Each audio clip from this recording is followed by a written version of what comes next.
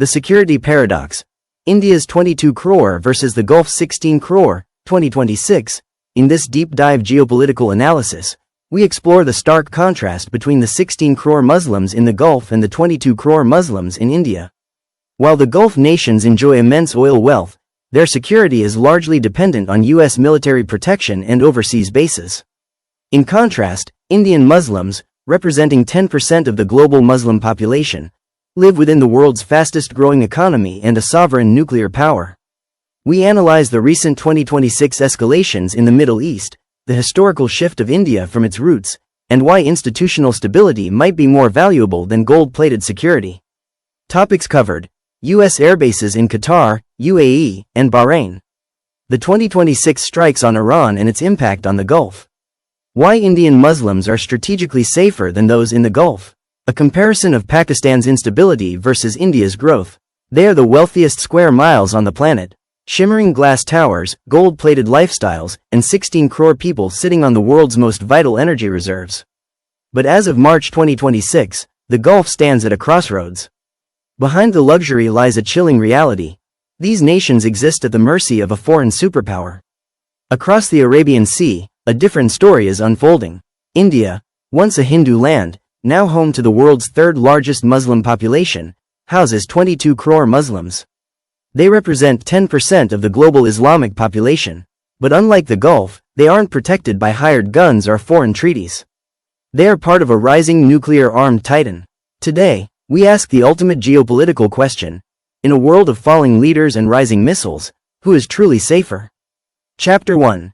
The Gilded Cage. To understand the Gulf, you have to look at the security umbrella. From Al Udeid in Qatar to Al Dhafra in the UAE, the United States maintains a massive network of air bases. Why? Because these ultra-rich nations have wealth, but they lack strategic depth. On February 28, 2026, the world saw how fragile this mercy is. When the strikes hit Tehran and the retaliatory missiles rained down on Gulf bases, it proved that being a billionaire nation doesn't buy you sovereignty.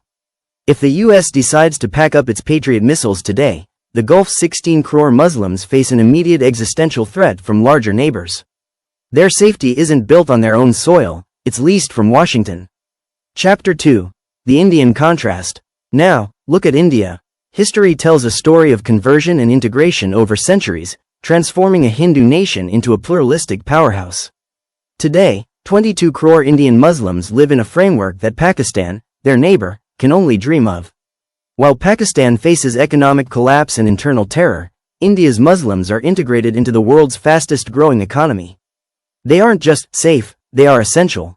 From the scientists at ISRO to the titans of industry and the icons of culture, they hold a form of soft power that oil money cannot buy. They don't live in fear of a U.S. withdrawal because their security is tied to the Constitution of India and the strength of the Indian Armed Forces. Chapter 3. The 10% Factor. Statistically, the weight of the Muslim world is shifting. 1 in every 10 Muslims on earth is Indian. This demographic isn't a minority, in the traditional sense, it is a global anchor. In the 2026 geopolitical landscape, the Indian Muslim community is a bridge between the East and the West. While the Gulf remains a target for superpowers, India has become a player that superpowers need. The security felt in the streets of Lucknow or Hyderabad is rooted in a stable democracy, a luxury that the volatile borders of the Middle East simply do not provide.